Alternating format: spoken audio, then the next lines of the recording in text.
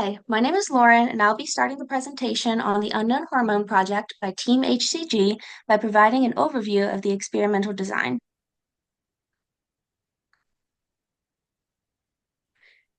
In this study, we used 5-week-old rats, which were about 100 grams at the start of the treatment. This age was selected because the rats were nearing the end of the prepubertal stage and were highly responsive to hormonal treatments.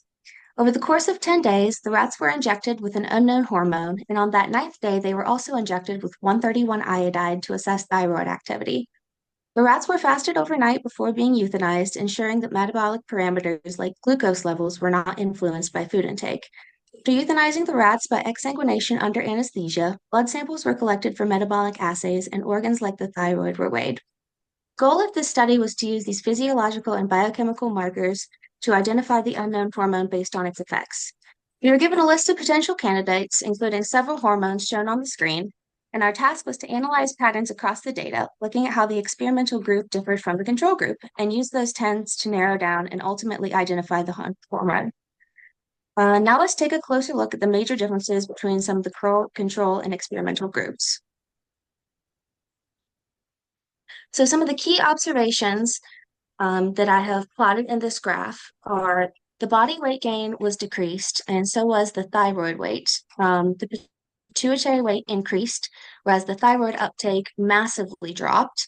TSH plasma levels were high, and so were blood pressures as well as body temperature. And next, I will look at the growth and metabolism trends. Looking at the first major trend, we see a clear difference in body weight gain between the two groups. The control rats gained an average of 47.1 grams, while the experimental rats gained only 27.2 grams over the 9-day period. This is a substantial reduction in growth, and it suggests a state of hypermetabolism, where the body is burning through energy faster than it can store it, something commonly seen in thyroid hormone excess. Next, we examined glucose metabolism using both blood glucose levels and an oral glucose tolerance test. There was no major hypoglycemia, oh, okay. So now let's focus, okay.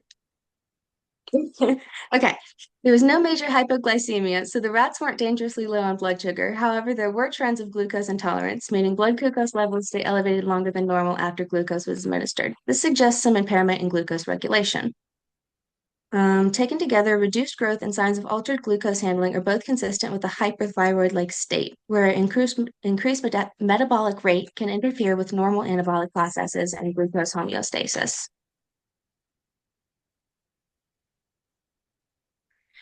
Now let's focus on the thyroid-specific data, which was key in helping us identify the unknown hormone. First, we looked at thyroid gland weight. In the control group, the thyroid weighed about 11.3 milligrams. In the experimental group, it dropped significantly to 7.2 milligrams.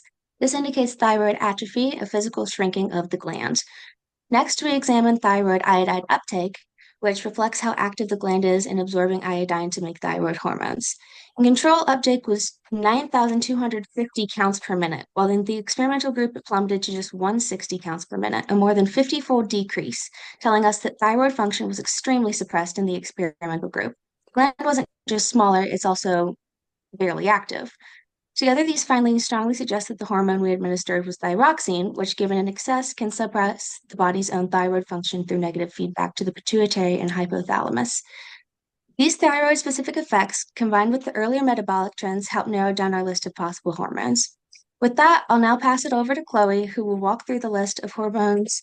Oh, Grace, I'm so sorry. I will now pass it over to Grace, which will now walk through the list of hormone candidates and explain how we ruled out the others to identify thyroxine as the unknown. So this is the process of eliminating the hormones. Initially, based on the experimental and the control data, we could eliminate a few different hormones. The first one being hCG, because the ovaries and testes weights remained unchanged or only slightly decreased. So in the experimental data, we see the ovaries about 30 milligrams and the testes about 1.38 grams. And in the control data, we see the ovaries about 32 milligrams, so just a slight change, and the testes 1.46 grams, which is also a slight change. And then we could also eliminate estradiol because the uterus remains unchanged. So in the experimental data, we see about 46 milligrams, and in the control data, we see about 48 milligrams. And then testosterone was another one because we didn't see really an increased seminal vesicle, which we typically expect. So in the experimental, we see about 76 milligrams, and in the control data, we see about 75 milligrams, so barely a change.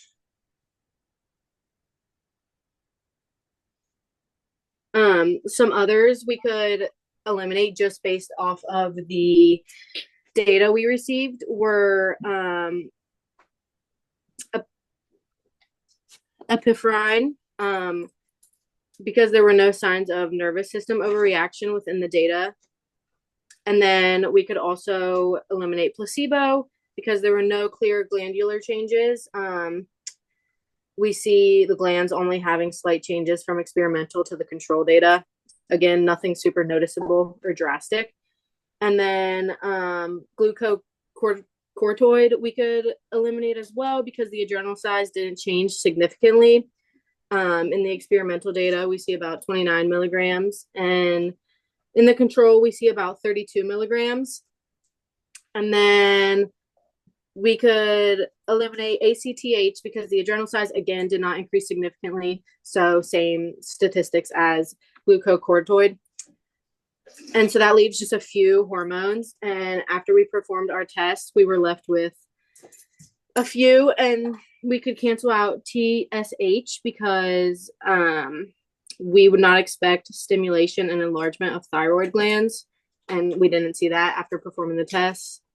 We can eliminate somatostatin because it wouldn't cause selective thyroid gland suppression without systemic endocrine effects. And then we can eliminate growth hormone as well because this wouldn't cause thyroid suppression or reduce TSH levels, which means this leaves us with thyroxine. We performed 3 additional tests in order to get to that point. At first, we were left with TSH, somatostatin, glucocorticoid, epinephrine, and thyroxine. In order to break down between these further hormones, we had to have a more broader test in order to just knock some out. Starting off with our first test, we focused on the vital signs, which hit on heart rate, respiration rate, body temperature, and blood pressure, with heart rates control being 270 beats per minute with a standard deviation of 13, and its experimental of 325 beats per minute with a standard deviation of 15. Its respiration rate was 42 minutes, and in comparison to its experimental was 55 minutes. Body temperature control was roughly about 40 degrees in Celsius compared to 43.3 degrees Celsius on the experimental. And the blood pressure on the diastolic was 100 to 109 in comparison to the systolic, which was 170 to 201. I believe that's millimeters per mercury. Over to the right, you'll see your vital signs of your control and experimental. Between these two tests, we could see every measure, as stated before: heart rate, respiration rate, body temp, and both blood pressure values. It's significantly higher in the experimental group, which is shown by a comparison to hyperthyroidism.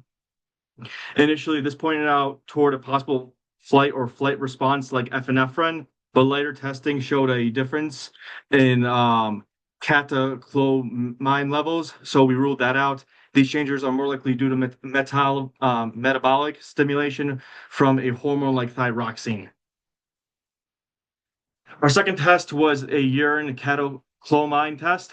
Our data shown to the left that we received, control was a singular plus, with the experimental being a singular plus for these tests. A minus would indicate the absence of a substance, and a positive plus would indicate a higher level for the substance. An example would be having multiple pluses means you have less than, when in comparison you have 1 plus. We requested a urine catecholamine test to investigate whether the elevated vital signs were due to fight or flight hormone like epinephrine. However, both control and experimental rats showed that the same level was present, which was just one singular plus of the catecholamides. Thus, this meant that there was no increase in epinephrine. So the elevated vitals must have been due to another mechanism, helping us rule out a sympathetic activation as the cause. A final test that we requested based off of this was an RAA test for TSH. At this point, we were between TSH and thyroxine. TSH plasma levels as shown were 1,379 CPM with a standard deviation of 224 versus the experimental, which was 2017 CPM with a standard deviation of 314. The bar graph on the right shows these examples of how it would be shown. We did this test to work inversely because higher CPM means a lower hormone concentration.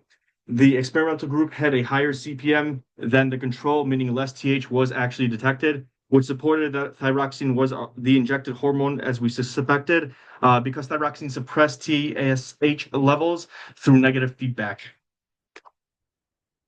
To go over what we just went through, TSH, we would have expected thyroid weight to go up and uptake to go up. Did that match data? No. Somatostatin, we expected growth to go down, but it was hypermetabolism, which was not a match either. Glucocorticoid, we had growth stunting, possibly a mild blood pressure rise, and we did not match that data either. And we were stuck with epinephrine and thyroxine. There was hypermetabolism in epinephrine, but there was not enough thyroid atrophy. So we only had a partial match there, which left us with thyroxine as our unknown hormone. To conclude, thyroxine is the unknown hormone. All metabolic thyroidal and vital changes are consistent with exogenous thyroxine administration. Increases in metabolic rate explain the elevation of the vital signs and metabolic activities seen in T4.